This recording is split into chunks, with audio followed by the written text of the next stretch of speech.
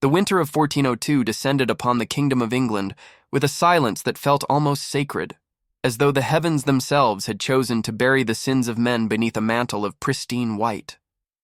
Snow fell in delicate spirals over the cobblestones of London, muffling the clatter of horses and the whispers of scandal that had, for weeks now, spread through every noble house like wildfire through dry wheat.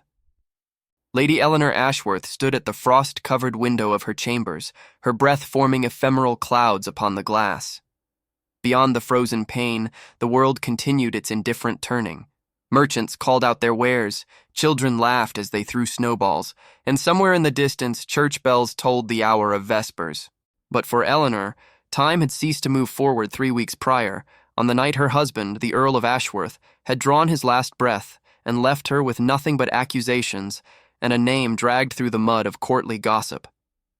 She was 23 years of age, possessed of a beauty that poets once celebrated in verse, hair the color of autumn chestnuts cascading in waves past her shoulders, eyes of a green so deep they seemed to hold the secrets of ancient forests, and a face of such delicate symmetry that even the harshest critics of the court had been forced to acknowledge her as one of the realm's fairest jewels. But beauty, Eleanor had learned, was both blessing and curse. It attracted admirers and enemies in equal measure, and now, stripped of her husband's protection, she found herself surrounded entirely by the latter. The accusations had begun as murmurs, gentle as the first drops of rain before a storm. Lady Ashworth, they said, had never truly loved her husband. Lady Ashworth, they whispered behind silk fans and gloved hands, had taken lovers during her marriage. Lady Ashworth, the boldest among them proclaimed, had hastened her husband's death through means most unnatural. None of it was true, of course. Eleanor had been faithful to her elderly husband through 5 years of a marriage arranged by her father before his own passing. She had nursed Lord Ashworth through his final illness with devotion that left her own health diminished. She had held his hand as death claimed him and wept genuine tears upon his grave. But truth, she was learning, held little currency in the courts of England. What mattered was perception, and the perception of Lady Eleanor Ashworth had been deliberately poisoned by those who stood to gain from her downfall. A knock upon her chamber door drew her attention from the window. Her lady-in-waiting, Margaret, entered with a countenance that spoke of ill tidings before her lips could form the words. "My lady," Margaret said, her voice trembling, "Lord Pemberton has arrived. He brings word from the King's court." Eleanor's heart contracted within her chest, though she allowed no trace of fear to cross her features. Lord Pemberton was her late husband's nephew, a man of 40 years with a face like weathered leather and eyes that gleamed with avarice whenever they fell upon her. He had contested the will that left Eleanor the Ashworth estates, claiming that a woman of such questionable virtue had no right to properties that should, by natural law, belong to the male line. "Send him in," Eleanor said, her voice steady as the stone walls that surrounded her. Lord Pemberton entered without awaiting formal invitation, his boots tracking mud and snow across the rushes that covered the floor. He was accompanied by 2 men Eleanor did not recognize, officials of some sort, judging by their black robes and the scrolls they carried. "Lady Ashworth," Pemberton began, his tone dripping with false courtesy, "I trust you are well." "I am as well as circumstances permit, my lord. To what do I owe the honor of this visit?" Pemberton's lips curved into a smile that held no warmth. "I bring news from the crown. His Majesty King Henry, in his infinite wisdom and justice, has seen fit to review the circumstances of my uncle's death." He paused, savoring the moment as one might savor fine wine.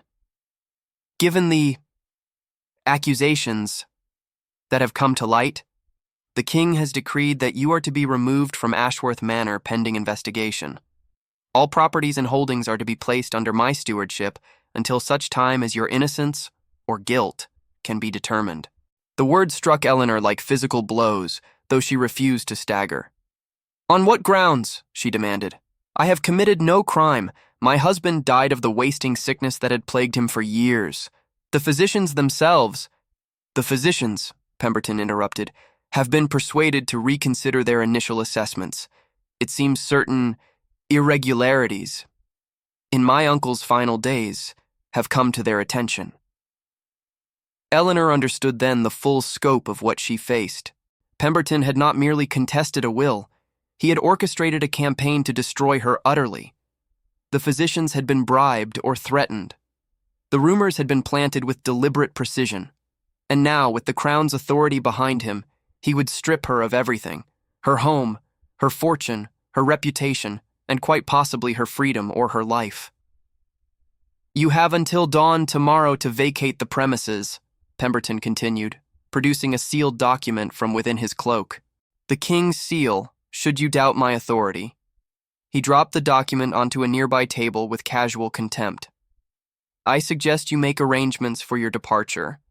The roads are treacherous in winter, and I would hate for any misfortune to befall you." The threat in his words was unmistakable. Eleanor held his gaze without flinching, drawing upon reserves of courage she had not known she possessed. "I will leave as commanded," she said. "But know this, Lord Pemberton, the truth has a way of revealing itself, no matter how deeply men attempt to bury it. What you have done in darkness will one day be brought into the light." Pemberton laughed, a cold, mirthless sound. "Pretty words from a woman who will soon be penniless and friendless. I wonder who will listen to your truth then, my lady." He departed without farewell, leaving Eleanor alone with Margaret and the weight of her shattered world. The hours that followed passed in a blur of frantic activity.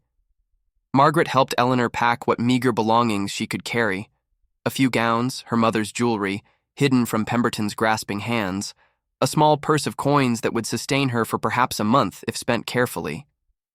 As dawn approached and the first gray light crept over the horizon, Eleanor stood one final time in the great hall of Ashworth Manor, the home she had known for 5 years, the place where she had become a woman, a wife, a widow.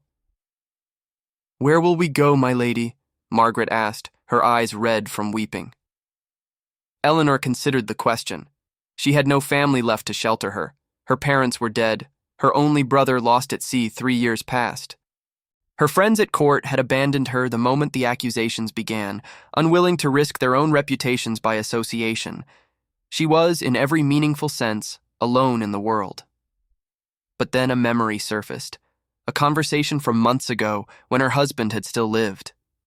He had spoken of an old friend, a man he had known since boyhood, with whom he had maintained correspondence until the end.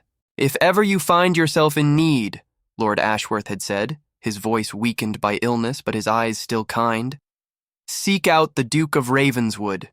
We were as brothers once, and he is a man of honor in an age when honor has become rare. He will help you, Eleanor. I know it in my heart." The Duke of Ravenswood. Eleanor had never met the man, knew him only through her husband's stories. Tales of a young nobleman of extraordinary principle who had withdrawn from court life after some tragedy and now lived in seclusion on his northern estates. It was said he had not attended a royal function in over a decade, that he refused all visitors, that he had become something of a ghost haunting the moors of his vast holdings. It was a desperate hope, but it was the only hope Eleanor possessed. "North," she told Margaret. "We travel north to Ravenswood Castle." The journey that awaited them would be arduous, hundreds of miles through winter's grip, with danger lurking at every turn. But Eleanor had been given no choice. She would find the Duke of Ravenswood, throw herself upon his mercy, and pray that her husband's faith in his old friend had not been misplaced. As the carriage pulled away from Ashworth Manor, Eleanor did not look back. The past was gone, consumed by the flames of betrayal and injustice. Only the future remained, uncertain, terrifying, but still unwritten. And somewhere in that future, she swore to herself, there would be vindication, there would be truth, there would be justice, or she would die in its pursuit. Check if you are already subscribed to this channel. If stories of courage, honor, and love that transcends all obstacles speak to your soul, then this is where you belong. Subscribe now and become part of a community that believes in the enduring power of truth and redemption. The journey northward began under skies heavy with the promise of more snow. Eleanor and Margaret traveled in a modest carriage, hired with what remained of Eleanor's dwindling funds. a vehicle that creaked ominously with every rut in the road and offered little protection against the bitter winds that swept across the English countryside. They had with them a driver named Thomas, an elderly man with a weathered face and kind eyes who had served the Ashworth household for 30 years and refused to abandon his lady in her hour of need. "I've known you since you were a bride of 18, Thomas had said when Eleanor tried to dismiss him for his own safety. "Lord Ashworth would haunt me from his grave if I left you to face the world alone. Where you go, I go, my lady. That's the end of it." His loyalty brought tears to Eleanor's eyes, though she blinked them away before they could fall. Tears were a luxury she could not afford. Not now, when survival demanded every ounce of strength she possessed. The first 3 days of travel passed without incident, though not without hardship. They slept in wayside inns of questionable cleanliness, ate meals of stale bread and thin soup, and endured the curious stares of fellow travelers who wondered what business brought 2 fine ladies and an old man onto the roads in the depths of winter. Eleanor invented stories to satisfy the curious. They were visiting a sick relative. They were fleeing a plague-struck village. They were pilgrims on their way to a northern shrine. Each lie tasted bitter on her tongue, but the truth was a weapon that could be used against her, and she guarded it carefully. On the 4th day, the snow began in earnest. It started as gentle flurries, dancing on the wind like white butterflies, but within hours had transformed into a blinding tempest that reduced visibility to mere feet. Thomas urged the horses onward with diminishing success. The poor beasts were exhausted, their breath forming clouds of vapor that the wind immediately scattered into nothing. The road, such as it was, had disappeared beneath drifts that grew deeper with each passing moment. "We must find shelter, my lady," Thomas shouted over the howling gale. "The horses can go no further." Eleanor peered through the carriage window, seeing nothing but an endless expanse of white. They had passed no village for hours, no farmhouse, no sign of human habitation. The wilderness of northern England stretched around them like a frozen sea, beautiful and merciless. "There!" Margaret cried suddenly, pointing to something in the distance. "I see lights." Eleanor followed her gaze and felt her heart leap with hope. Through the curtains of falling snow, faint but unmistakable, glowed the warm amber of firelight, windows illuminated against the darkness, suggesting a structure of considerable size. "Make for those lights, Thomas," Eleanor commanded. The old driver turned the horses toward the distant glow, coaxing them through drifts that reached nearly to their bellies. Progress was agonizingly slow, but gradually, incrementally, they drew closer to salvation. What emerged from the storm was not a humble farmhouse or wayside inn, but something far grander. A castle of gray stone that rose from the earth like a monument to another age. Its towers pierced the snow-laden sky, its walls stretched vast and imposing, and from its many windows poured the light that had guided them through the tempest. A banner flew from the highest tower, though the snow made its design impossible to discern. They had arrived, Eleanor realized with a mixture of relief and trepidation, at some great lord's stronghold. Thomas brought the carriage to a halt before massive iron gates, their surfaces decorated with intricate metalwork that spoke of wealth and ancient lineage. He descended from the driver's seat and approached the gates, calling out for admittance. Long minutes passed with no response, and Eleanor began to fear they would be turned away to freeze in the storm. But then the gates groaned open, revealing a cloaked figure carrying a lantern. "Who seeks shelter at Ravenswood Castle?" the figure demanded, his voice muffled by the cloth that protected his face from the wind. Ravenswood Castle. Eleanor's breath caught in her throat.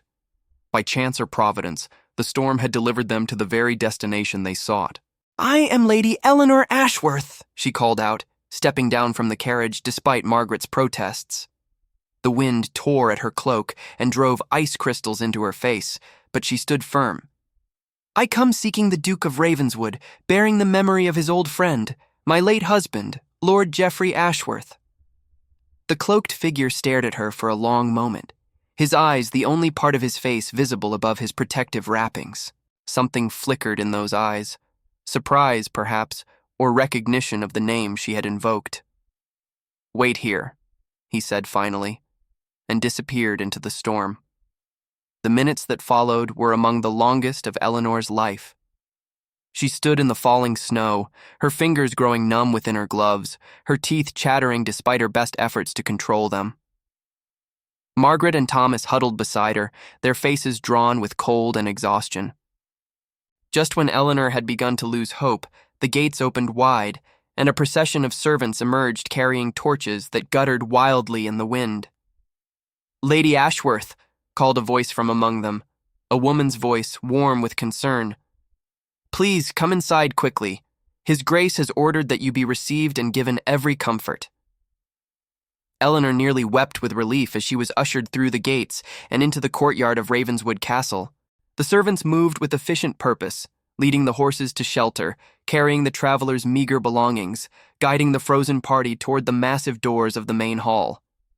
The interior of the castle was everything the exterior had promised: grand, ancient, and steeped in the weight of centuries. Tapestries depicting hunting scenes and battles of old hung from walls of dark stone. Suits of armor stood sentinel in alcoves, their empty visors seeming to watch the newcomers with silent judgment. And everywhere there was warmth. Blazing fires in enormous hearths, candles burning in iron candelabras, the delicious heat of a dwelling kept against winter's fury. "I am Mrs. Blackwood, the housekeeper," said the woman who had welcomed them.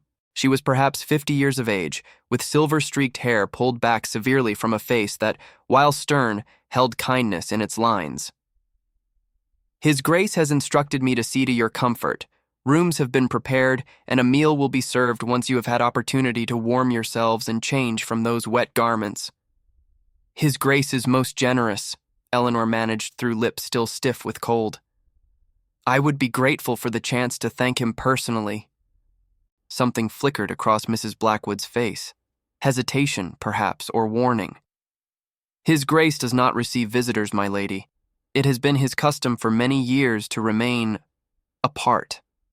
But he wished me to convey that any friend of Lord Ashworth is welcome in this house for as long as they have need."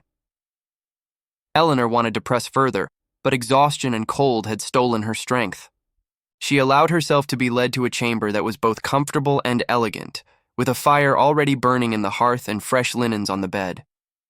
Margaret was given a room nearby, and Thomas was settled in the servants' quarters with the promise of a hot meal and a warm bed. As Eleanor sat before the fire, feeling life slowly return to her frozen limbs, she contemplated the mystery of her host. The Duke of Ravenswood had offered her sanctuary, yet refused to see her face to face. Her husband had spoken of him as a man of honor, but the servant's careful words suggested something more complex: a master who had withdrawn from the world, who shrouded himself in isolation as surely as his castle was shrouded by the northern winter. What tragedy, she wondered, had driven him to such solitude? And would he truly be able to help her, or had she fled from one set of troubles only to find herself trapped in another? Sleep claimed her before she could find answers, pulling her down into darkness soft as the snow that continued to fall beyond her window. 3 days passed before Eleanor caught her first glimpse of the Duke. In that time, she had begun to recover from the ordeal of her journey. The castle's servants treated her with respectful courtesy, ensuring that she and Margaret wanted for nothing. Meals arrived at regular intervals, rich fare that put to shame the meager provisions of their travels. Fresh garments were provided, altered from stores that must have belonged to some former lady of the house. And throughout it all, Eleanor was given freedom to roam the castle as she pleased, exploring its many halls and chambers with the curiosity of one who had nothing better to occupy her time. Ravenswood Castle, she discovered, was a monument to contradictions. Certain wings gleamed with meticulous care, floors polished to mirror brightness, tapestries free of dust, windows that sparkled in what pale sunlight the winter clouds permitted. But other areas had fallen into neglect, their corridors dim and silent, their chambers locked and clearly unused for years. It was as though the castle itself reflected its master's divided nature, half alive, half retreating into shadow. The library, Eleanor found, remained firmly in the former category. It was a vast chamber that occupied an entire tower, its walls lined floor to ceiling with books that represented centuries of accumulated knowledge. Leather-bound volumes in Latin, French, and English jostled for space with ancient manuscripts and modern treatises.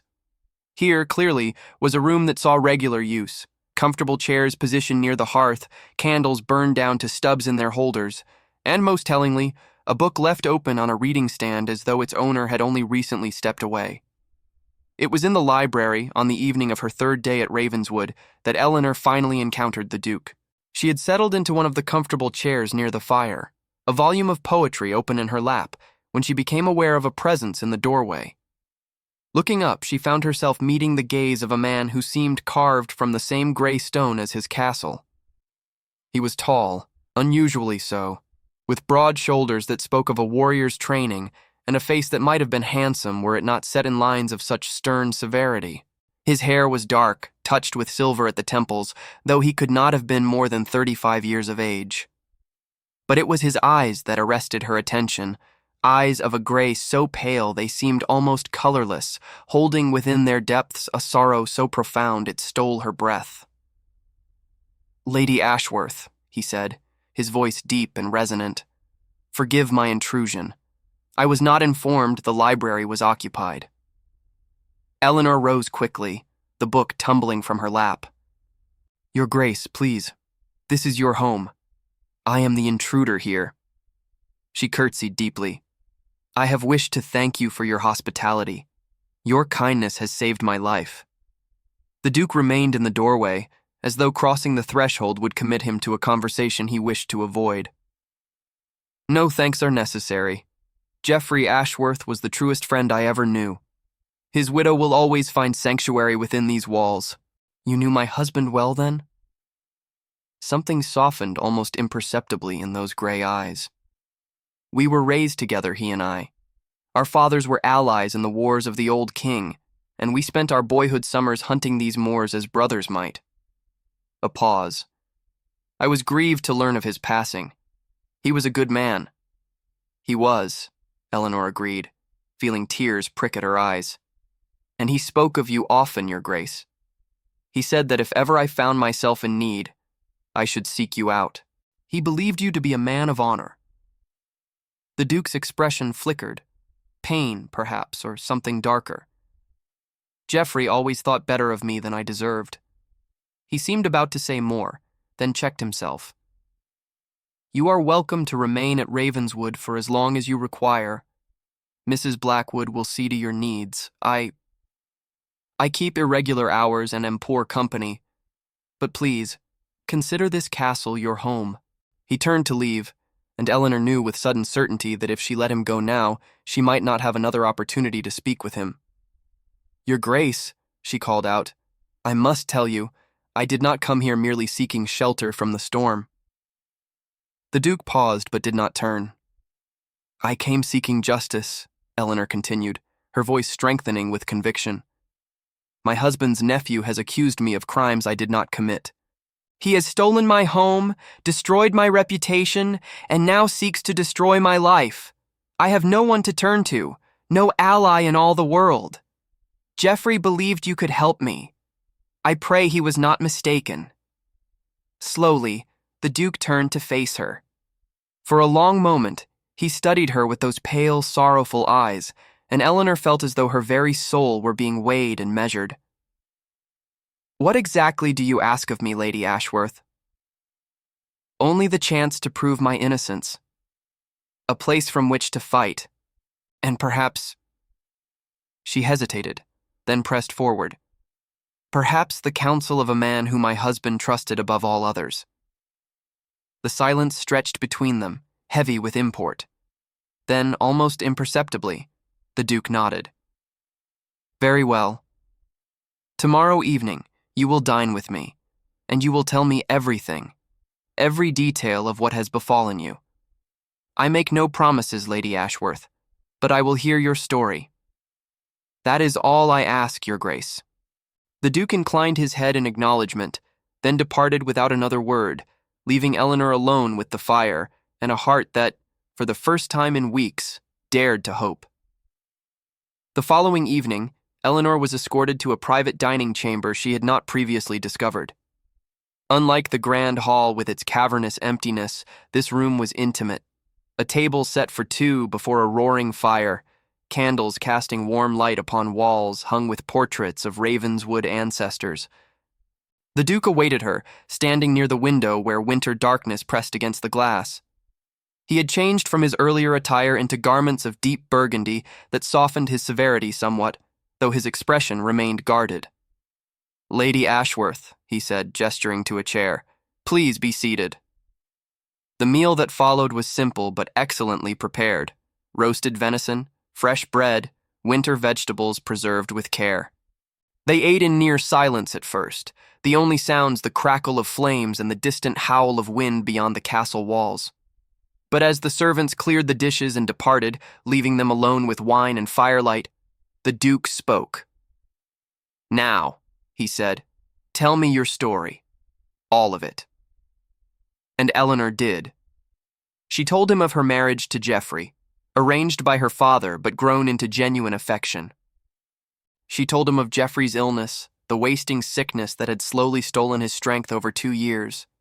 She told him of Lord Pemberton's barely concealed resentment, his belief that the Ashworth estates should pass to male kin rather than a mere wife. She told him of her husband's death, the immediate emergence of whispers and accusations, the bribed physicians and manufactured evidence.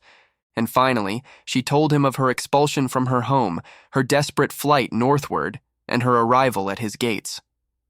Throughout her recitation, the Duke listened without interruption, his pale eyes fixed upon her face with an intensity that might have been unnerving were it not so clearly born of genuine attention.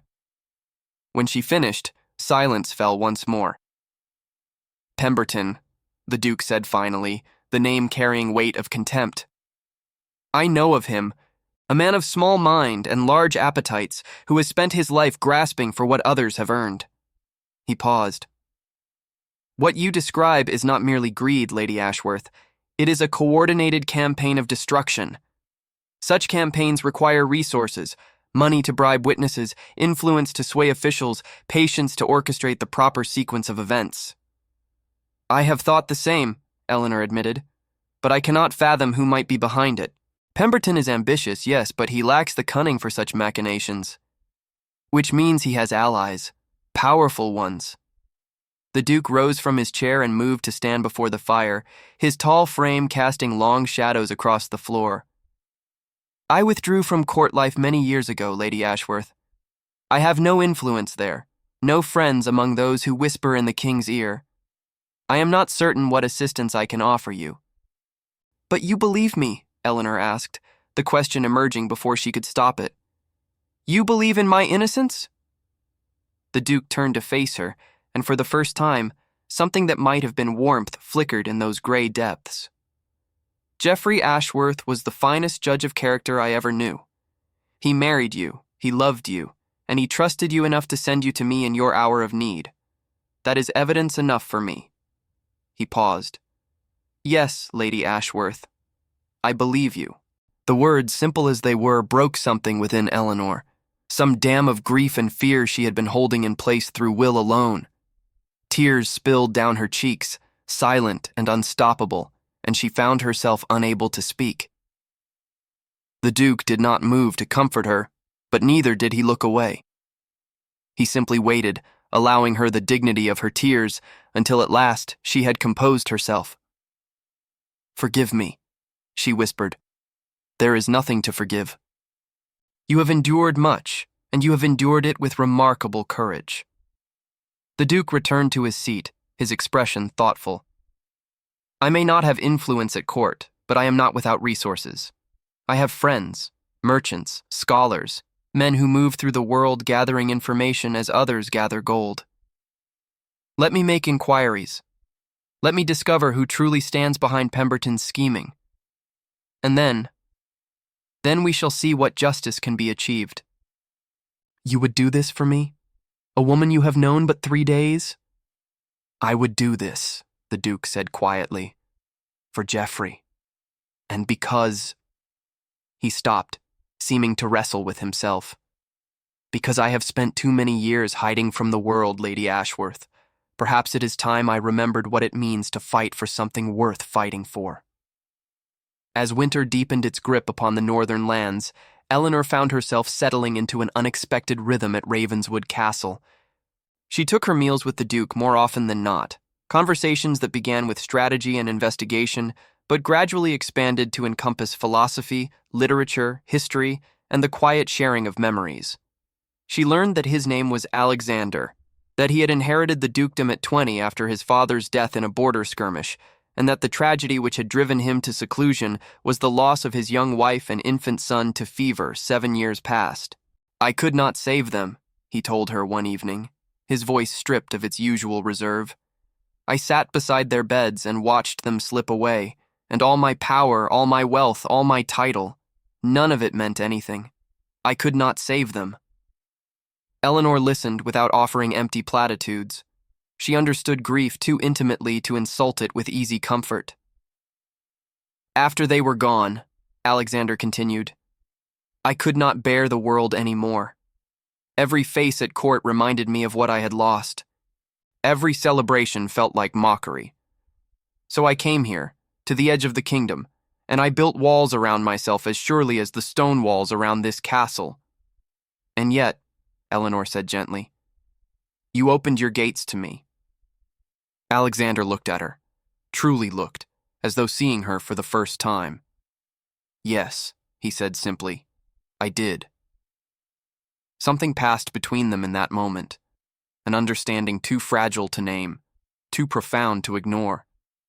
Eleanor felt her heart quicken in a way it had not since girlhood, and she recognized with sudden clarity that her feelings for the Duke of Ravenswood had grown beyond gratitude, beyond friendship, into territory she had not expected to explore again. She pushed the recognition aside.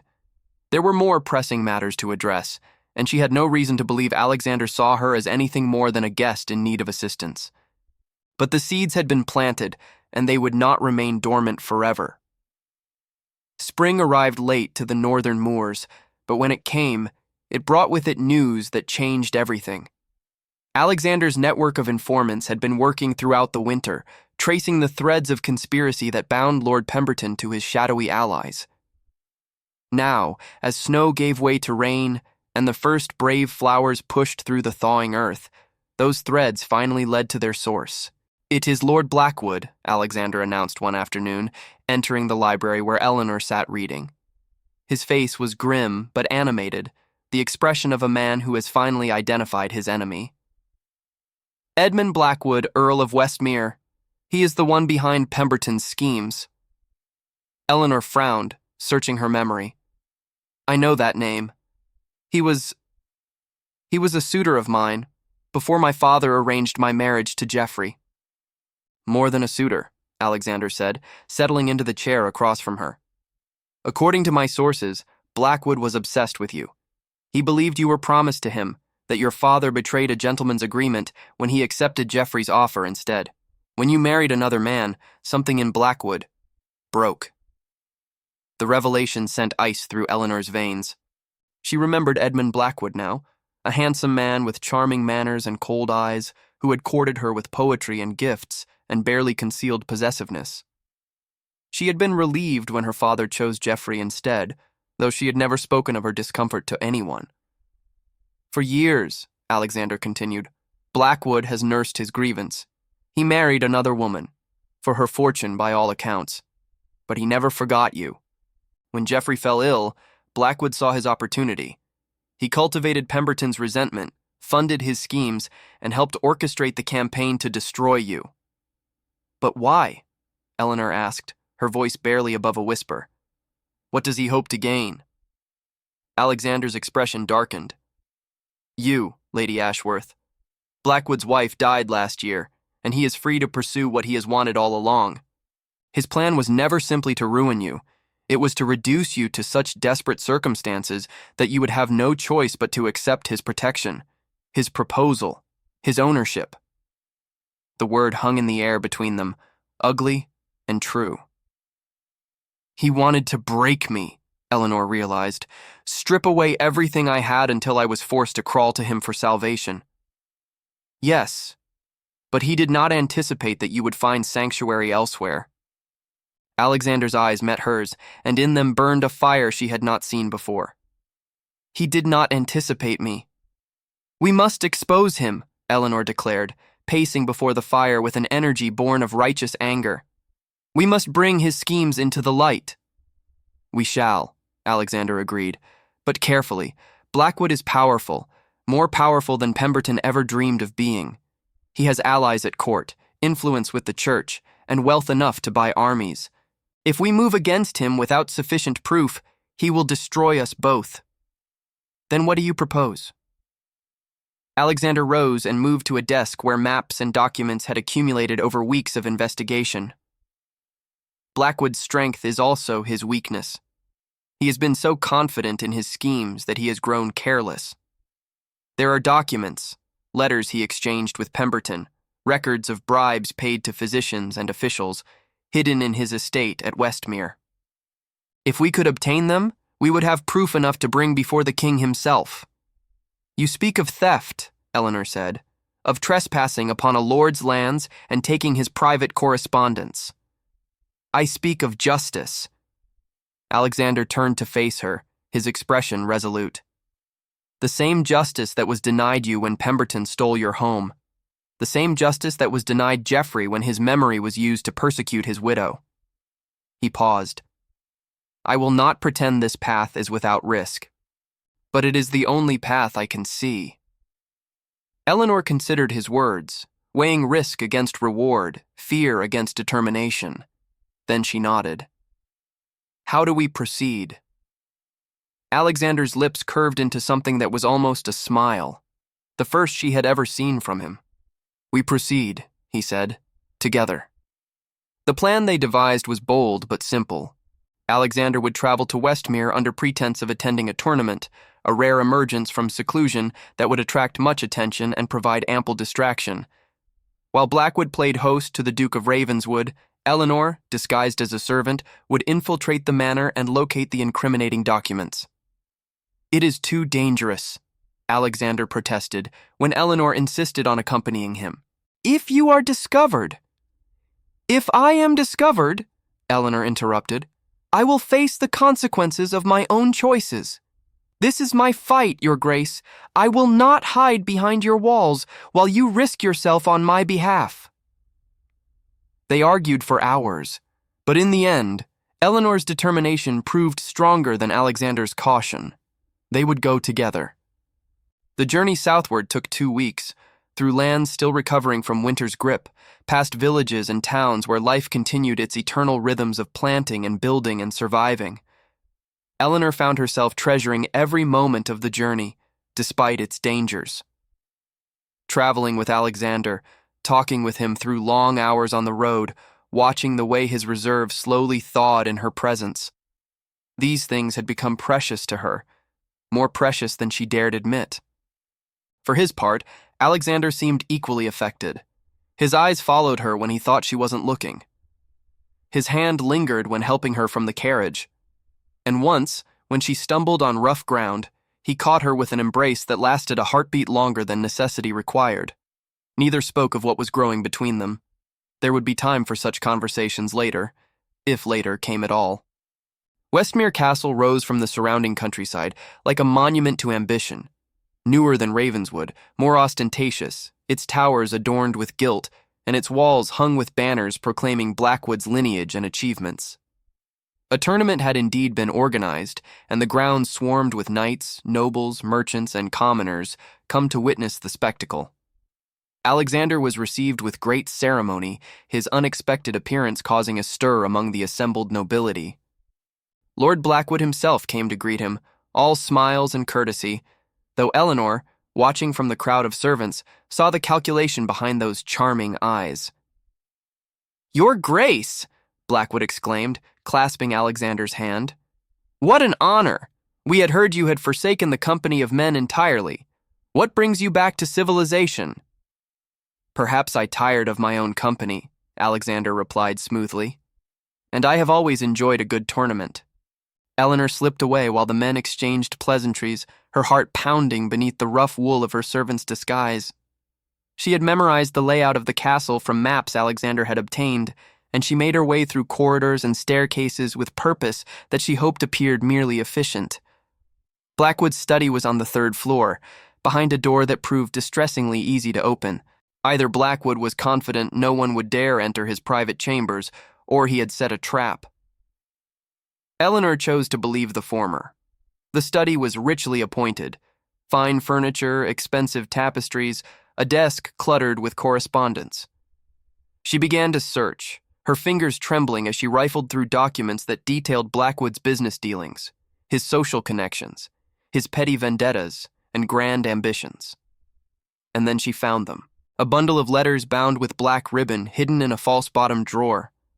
Letters in Pemberton's hand, detailing the plan to destroy Lady Ashworth step by step.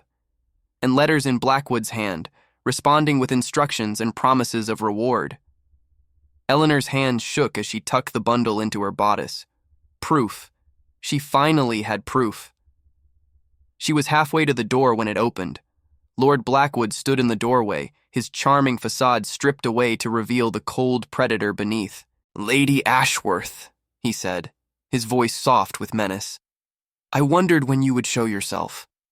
Did you really think I didn't know you were here?" Eleanor's blood turned to ice, but she refused to cower. "You've known all along?" From the moment Ravenswood arrived with one too many servants in his retinue. Blackwood stepped into the room, closing the door behind him. "Did you think I wouldn't recognize you? I have dreamed of your face every night for 10 years. "You are mad," Eleanor whispered. "Mad?" Blackwood laughed, a harsh, ugly sound. "I am persistent, my lady. I am patient. I have waited years for this moment, and now here you are, exactly where I always knew you would be, alone, helpless, and finally within my reach." He moved toward her, and Eleanor retreated until her back pressed against the desk. "You were supposed to be mine," Blackwood continued, his voice dropping to a fervent whisper. "We would have been magnificent together. But your father chose that old fool Ashworth instead, and I was forced to watch you waste yourself on a man who didn't deserve you." His eyes glittered with something beyond reason. "It doesn't matter now. Ashworth is dead. Pemberton has done his work, and soon you will have no choice but to accept my protection. My love." "I would rather die," Eleanor spat. "That can be arranged," Blackwood replied, all pretense of affection vanishing. "But I think, when faced with the choice, you will find survival more appealing than martyrdom." He reached for her, and Eleanor did the only thing she could think to do. She screamed. The sound shattered the silence of the castle, echoing through corridors and chambers, reaching ears both friendly and hostile. And before Blackwood could clamp his hand over her mouth, the door burst open. Alexander stood in the threshold, sword drawn, eyes blazing with fury. "Step away from her," he commanded, his voice carrying the authority of generations. Blackwood turned, surprise flickering across his features before being replaced by contempt. "Ravenswood, I should have known you'd play the gallant fool." He drew his own blade. "Very well. Let us settle this as men. If this story has touched your heart, leave a comment saying, 'Love conquers all darkness.' Let me know you're feeling this journey as deeply as I am." The clash of swords rang through Blackwood's study as two lords of England faced each other in mortal combat. Alexander fought with the precision of a man trained from childhood in the arts of war, his blade an extension of his will. But Blackwood fought with the desperation of a man who has nothing left to lose, his attacks wild and unpredictable. Eleanor pressed herself against the wall, the stolen letters clutched to her chest, watching the battle with terror and hope warring in her heart. The fight carried them through the study and into the corridor beyond, where servants scattered and guards came running. But Alexander's retainers met Blackwood's men with steel of their own, and soon the sounds of combat filled the entire wing.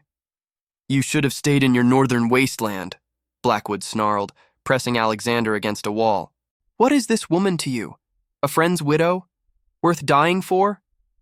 "She is worth everything," Alexander replied, and with a surge of strength, he threw Blackwood back.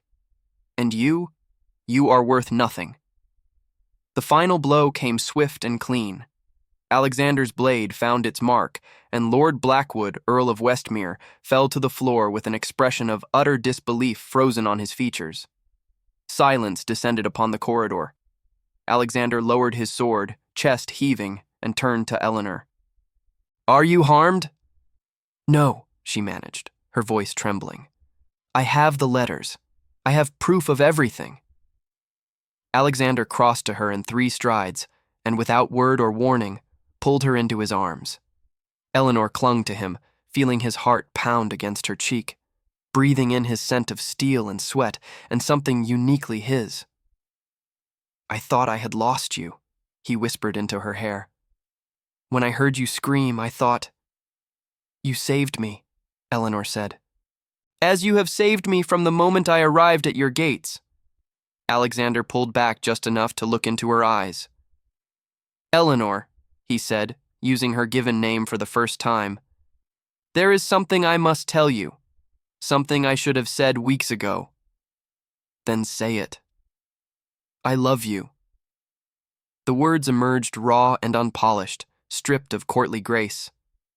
"I love you as I never thought I would love again.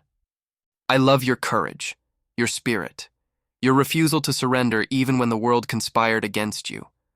I love everything you are and everything you will become. And I want—" He stopped, took a breath. "I want you to stay with me, not as a guest, as my wife, as the Duchess of Ravenswood." Eleanor felt tears streaming down her face, but for the first time in months, they were tears of joy. "Yes," she said. "Yes, Alexander. 1,000 times yes." He kissed her then, there in the corridor of her enemy's castle, surrounded by the aftermath of battle and the dawn of their new life together. And in that kiss was all the promise of the future, healing and hope, justice and love, 2 wounded souls finding wholeness in each other's arms. The aftermath of that fateful day unfolded with remarkable swiftness. The letters Eleanor had recovered were brought before King Henry himself, who read them with growing fury. Lord Pemberton was arrested within the week, his protestations of innocence falling on deaf ears. The physicians who had falsified their testimony were stripped of their positions and imprisoned. And the name of Lady Eleanor Ashworth was cleared of all accusations, her reputation restored, her properties returned to her possession. "The crown owes you a debt," King Henry told Eleanor and Alexander when they were presented at court, "and it is a debt I intend to honor. You have exposed corruption within our realm and brought a traitor to justice. Ask what you will, and if it is within my power, it shall be granted." Eleanor glanced at Alexander, who gave her an almost imperceptible nod. "Your Majesty," Eleanor said, "we ask only for your blessing upon our union. The Duke of Ravenswood has asked me to become his wife, and I have accepted." The king smiled, a genuine expression of warmth. "That blessing you have most readily. May your marriage be fruitful and your love enduring. The realm needs more unions born of such courage and devotion." They were married in the chapel of Ravenswood Castle on the first day of summer, when wildflowers carpeted the moors in purple and gold, and the sky stretched endless and blue above the ancient stones. Eleanor wore a gown of ivory silk, her mother's pearls at her throat, and carried a bouquet of roses from the castle garden. Alexander waited at the altar in garments of deep blue, his eyes never leaving her face as she walked toward him. The ceremony was small but profound, witnessed by Margaret, Thomas, Mrs. Blackwood, and the handful of servants who had become something like family during Eleanor's months of refuge. The priest spoke words of binding and blessing, and Alexander and Eleanor exchanged vows that came not from rote tradition, but from the depths of their hearts. "I vow to love you," Alexander said, "in darkness and in light, in sorrow and in joy. I vow to stand beside you against whatever storms may come. I vow to honor your strength, treasure your wisdom, and cherish you all the days of my life." "And I vow," Eleanor replied, "to walk with you through this world and the next, to bring warmth to your winters and light to your shadows, to build with you a home, a family, a legacy of love. I am yours, Alexander, now and forever." When the priest pronounced them husband and wife, Alexander kissed her with a tenderness that made her heart soar. And when they emerged from the chapel into the golden light of summer, hand in hand, Eleanor knew that she had finally found what she had been seeking all along. Not merely justice, not merely vindication, but belonging, purpose, love. The seasons turned at Ravenswood Castle, and with them came transformation. The neglected wings were restored to life, their corridors filled once more with light and laughter. Alexander emerged from his years of isolation, slowly rebuilding connections with neighbors and allies, learning once again how to be part of the world.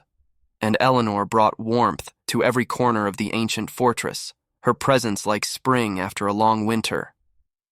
When Eleanor discovered she was with child 6 months after their wedding, the joy that filled Ravenswood was beyond description. Alexander, who had lost wife and son so many years ago, wept openly when she told him, tears of hope and healing that washed away the last remnants of his grief. "I did not think I would ever have this again," he confessed, cradling her face in his hands. "A family, a future. You have given me everything, Eleanor. Everything." The pregnancy progressed without complication, and in the spring of 1404, Lady Eleanor, Duchess of Ravenswood, gave birth to a healthy son. They named him Geoffrey, in honor of the man whose friendship had brought them together, the man who, even in death, had guided Eleanor to her destiny. "Your father would be so proud," Eleanor whispered to the infant in her arms as Alexander looked on with eyes bright with tears. "He sent me here, you know. He believed in the goodness of your father when all the world had forgotten him.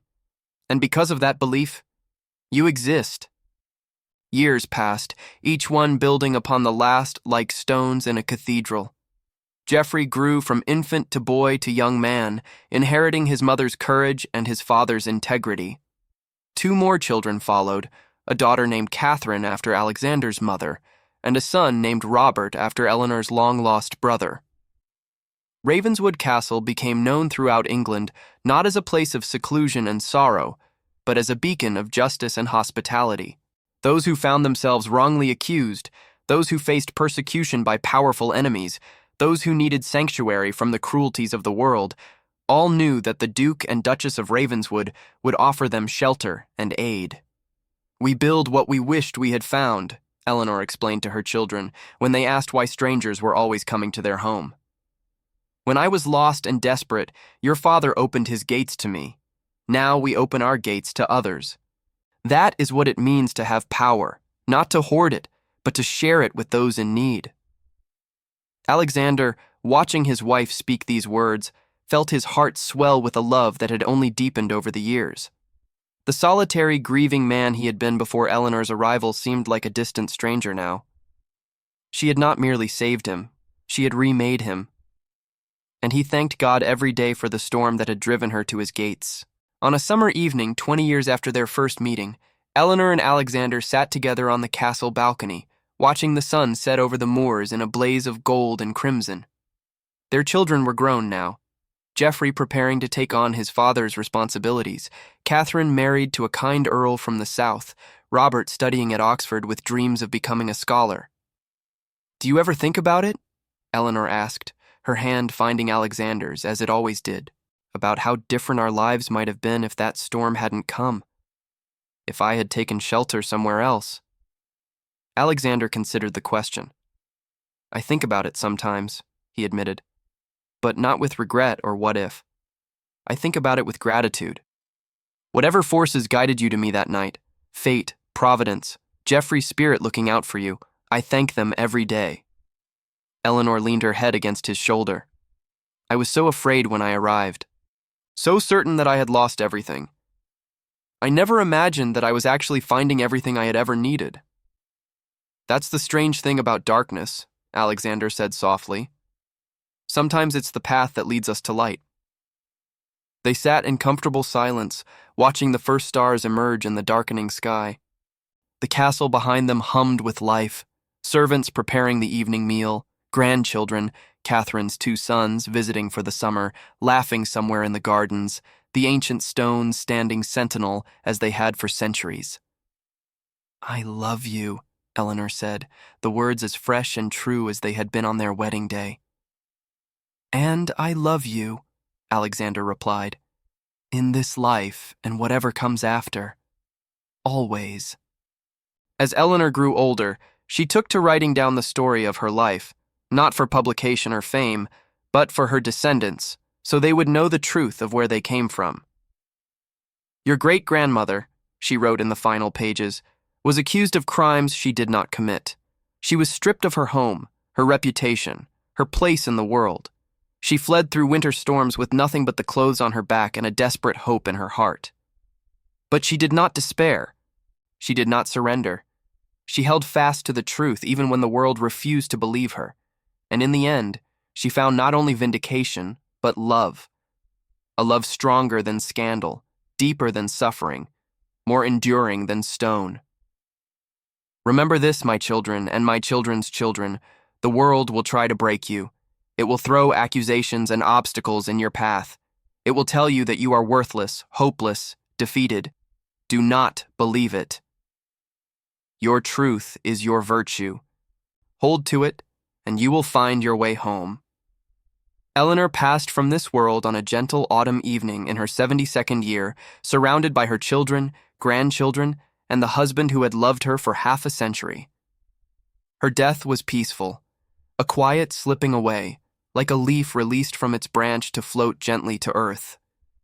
Alexander held her hand as she drew her final breath, and though tears streamed down his weathered face, he did not try to call her back. They had discussed death many times over the years, without fear or denial. Eleanor was ready, and Alexander, though heartbroken, would not prolong her suffering for his own comfort. "Wait for me," he whispered, as her eyes closed for the last time. "Wherever you're going, wait for me, I'll find you." He followed her 3 months later, dying peacefully in his sleep with a smile on his lips, and Eleanor's name on his last breath. They were buried side by side in the family crypt beneath Ravenswood Chapel, their tomb inscribed with words Eleanor had chosen years before. Two souls, forged in darkness, united in light. Love conquers all. The story of Alexander and Eleanor, Duke and Duchess of Ravenswood, became legend in the years that followed. It was told at firesides and in great halls, sung by bards and recorded by chroniclers. The tale of the scandalous Duchess who was too truthful for court, and the reclusive Duke who found redemption in her courage, resonated through generations. But it was more than a legend to the family who inherited Ravenswood Castle. For them, it was a living legacy, a reminder of what love could accomplish, of how truth and courage could triumph over lies and cruelty. Geoffrey, the eldest son, ruled Ravenswood with wisdom and compassion, always remembering his mother's words about the purpose of power. His children and their children after them maintained the tradition of offering sanctuary to the persecuted and justice to the wronged. The castle that had once been a place of isolation became a beacon of hope, its gates always open to those in need. And in the great hall where Eleanor had first dined with Alexander all those years ago, a portrait hung in pride of place, painted on their 20th wedding anniversary, showing them as they truly were. Two people who had found in each other not merely love, but salvation. 500 years later, Ravenswood Castle still stands. It is a museum now, open to visitors who come from around the world to walk its ancient corridors and hear the story of the Duke and Duchess who turned tragedy into triumph. Tour guides speak of Lady Eleanor Ashworth, the woman accused of murder who proved her innocence against impossible odds. They speak of Duke Alexander, the grief-stricken recluse who found healing in the courage of a desperate woman. And they speak of a love that defied scandal, conquered betrayal, and endured beyond death itself. In the library where Eleanor first encountered Alexander, her portrait still hangs, a woman of remarkable beauty with green eyes that seem to hold secrets and a smile that suggests she knows something you don't. Visitors often pause before it, struck by the intelligence and determination that the artist captured so perfectly. She was said to be the most scandalous woman in England, the guides explain, accused of poisoning her husband, stripped of everything she owned, forced to flee for her life. But she never stopped fighting for the truth. And in the end, the Duke, who had hidden from the world for 7 years, looked at her and said, "Your truth is the virtue I need." It is a story of darkness and light, of despair and hope, of two broken people who found wholeness in each other's arms. It is a story that has been told for half a millennium and will be told for half a millennium more. Because some stories are eternal, some loves are timeless, and some truths, once spoken, can never be silenced. Eleanor and Alexander's story ends not with happily ever after, but with something better, with meaning. They suffered, They fought, they loved, and they left behind a legacy that continues to inspire long after their bones have turned to dust. That is the real happy ending. Not escape from pain, but transformation through it. Not a life without struggle, but a life where struggle serves a purpose. And perhaps that is the lesson they would want us to remember. That our darkest moments are not endings, but beginnings. That scandal and suffering can be refined into strength and compassion. That the truth, held fast through every storm, will eventually set us free. Their love story is over. But the love itself, the love endures forever.